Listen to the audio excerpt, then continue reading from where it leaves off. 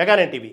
ఉగ్రవాదాన్ని పెంచి పోషిస్తున్న పాకిస్తాన్కు భారత రక్షణ మంత్రి రాజ్నాథ్ సింగ్ ఫైనల్ వార్నింగ్ ఇచ్చారు.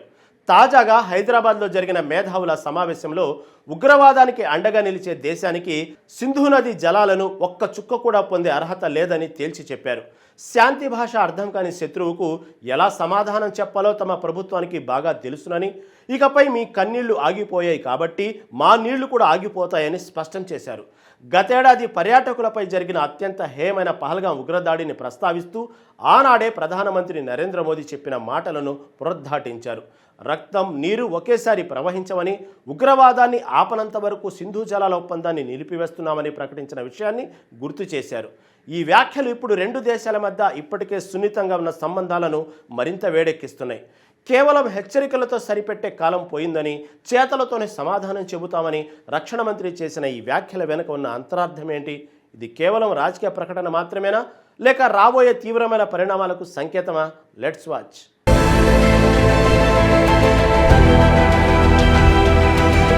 ఈ వివాదానికి మూలం 1960 సెప్టెంబర్ 19న కుదిరిన సింధు జలాల ఒప్పందం. ప్రపంచ బ్యాంకు మధ్యవర్తిత్వంతో భారత్, పాకిస్తాన్ మధ్య ఈ చారిత్రాత్మక ఒప్పందం కుదిరింది. ఈ ఒప్పందం ప్రకారం సింధు నది వ్యవస్థలోని 6 నదులను విభజించారు. తూర్పున ప్రవహించే రావి, బియాసు, సట్లెజ్ నదులపై పూర్తి హక్కులు భారతదేశానికి సంక్రమించాయి. అదే సమయంలో పశ్చిమాన ప్రవహించే సింధు, జీలం, చీనాబ్ నదుల నీటిని పాకిస్తాన్ వినియోగించుకోవడానికి భారత్ అనుమతించింది. అయితే ఆ నదులపై విద్యుత్ ఉత్పత్తికి, పరిమితంగా వ్యవసాయానికి నీటిని వాడుకునే హక్కును భారత్ కలిగి ఉంది. దశాబ్దాలుగా ఎన్ని యుద్ధాలు, ఉద్రిక్తతలు తలెత్తినా ఈ ఒప్పందం కొనసాగుతూ వచ్చింది. కానీ గతేడాది ఏప్రిల్ 22, 2025న పహల్గాంలోని బైసరన్ లోయలో పర్యాటకులపై ఉగ్రవాదులు జరిపిన కిరాతక దాడితో పరిస్థితి పూర్తిగా మారిపోయింది. ఆ దాడిలో ఏకంగా 26 మంది అమాయక పర్యాటకులు ప్రాణాలు కోల్పోయారు. ఈ దాడి వెనుక పాకిస్తాన్ ప్రమేయం ఉందని రుజువు కావడంతో భారత ప్రభుత్వం చరిత్రాత్మక నిర్ణయం తీసుకుంది. సీమాంతర ఉగ్రవాదాన్ని పాకిస్తాన్ పూర్తిగా, విశ్వసనీయంగా విడనాడే వరకు సింధు జలాల ఒప్పందాన్ని నిరవధికంగా నిలిపివేస్తున్నట్లు ప్రకటించింది. ఈ నిర్ణయం అంతర్జాతీయ చట్టాలకు అనుగుణంగా దేశ సార్వభౌమత్వాన్ని కాపాడుకోవడానికి తీసుకున్నదేనని భారత్ అయితే స్పష్టం చేసింది.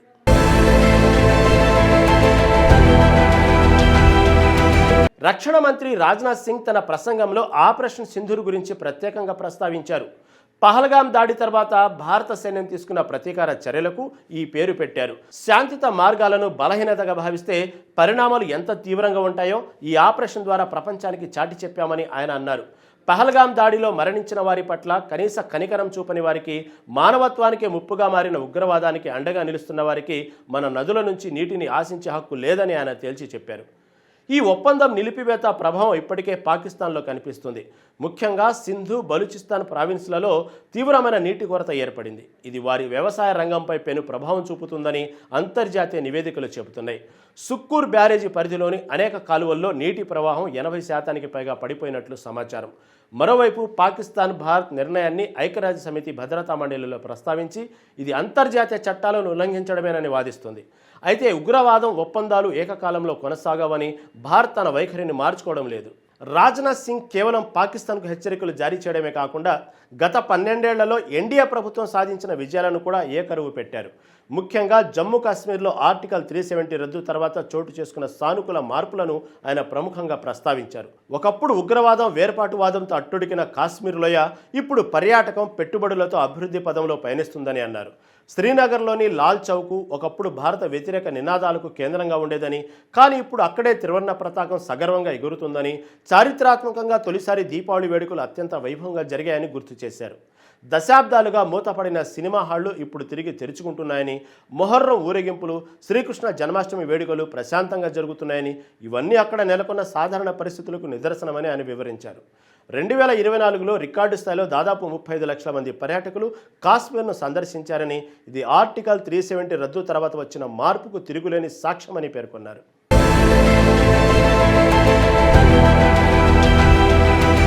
ఆర్టికల్ 370 రద్దుతో పాటు దేశ అంతర్గత భద్రతా విషయంలో కూడా ప్రభుత్వం కీలక విజయాలు సాధించిందని రక్షణ మంత్రి తెలిపారు. దేశాన్ని నక్సలిజం నుంచి విముక్తి చేయడంలో గణనీయమైన పురోగతి సాధించామని, వామపక్ష తీవ్రవాద ప్రభావిత ప్రాంతాలు ఇప్పుడు అభివృద్ధి వైపు అడుగులు వేస్తున్నాయని అన్నారు. దేశ ఆర్థిక వ్యవస్థను పటిష్టం చేసిన జీఎస్టీ అమలు, ప్రతి ఇంటికి విద్యుత్ సౌకర్యం కల్పించిన దేశవ్యాప్త విద్యుదీకరణ, న్యాయ వ్యవస్థలో తీసుకొచ్చిన సంస్కరణలు వంటి అంశాలను కూడా ఆయన ప్రస్తావించారు. కాంగ్రెస్ నాయకులు ఒకప్పుడు ఆర్టికల్ 370ని ఎవరూ తాకలేరని చెప్పేవారని, కానీ తమ ప్రభుత్వం ఎంతో సులభంగా దాన్ని రద్దు చేసి చూపించిందని అన్నారు. ఈ విజయాలన్నీ ప్రభుత్వ దృఢ సంకల్పానికి, బలమైన నాయకత్వానికి నిదర్శనమని రాజ్నాథ్ సింగ్ పేర్కొన్నారు.